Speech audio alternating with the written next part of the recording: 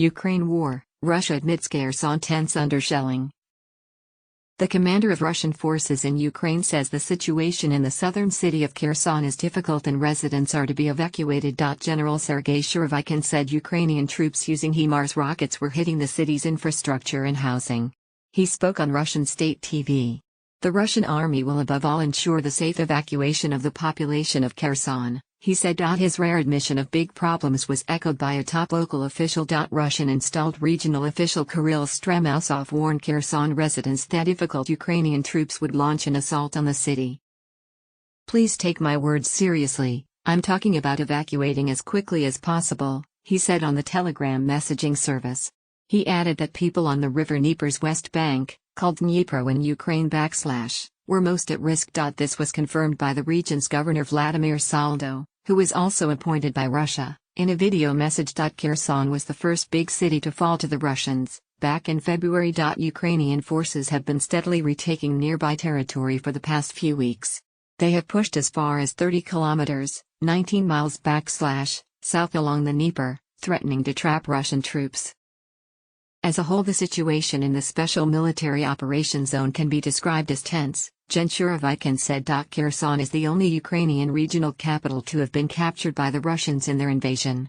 The Kremlin now claims Kherson and 3 other Ukrainian regions to be part of Russia, a claim rejected internationally. General Surovikin, who has a reputation for harsh methods, said Ukraine's volley of rockets had damaged Kherson's Antonivsky Bridge and the Kakhovka hydroelectric dam, blocking traffic along those key arteries. That had created supply problems for essential services, namely food deliveries, water and electricity, he said.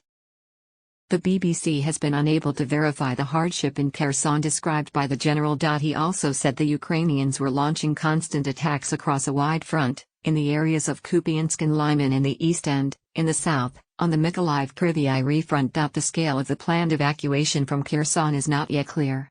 If Russia forces people to leave their homes, it could constitute a war crime, under the UN's definition. In March, Ukraine said Russia illegally deported thousands of people to its territory from Mariupol, a city devastated by Russian shelling. Under its definition of war crimes, the UN includes evacuation. The Russian State Duma, the lower house of parliament, discussed plans on Tuesday for transferring Kherson residents to Russia.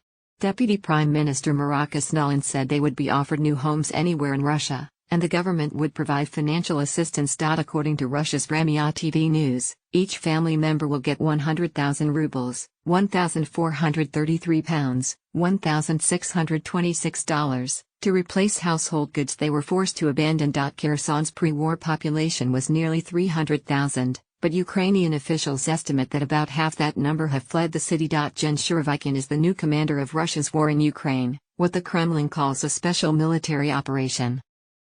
He is nicknamed General Armageddon and is a veteran of Russia's wars. In Syria he oversaw Russian bombing raids that killed many civilians. He has also commanded troops accused of human rights abuses in Chechnya. General Surovikin was speaking on a day of further Russian drone and missile strikes on Kyiv and other Ukrainian cities, many of them targeting Ukraine's electricity supply. Parts of Kyiv now have no power or running water. Ukraine's President Volodymyr Zelensky said that 30% of his country's power stations had been destroyed in the past 8 days.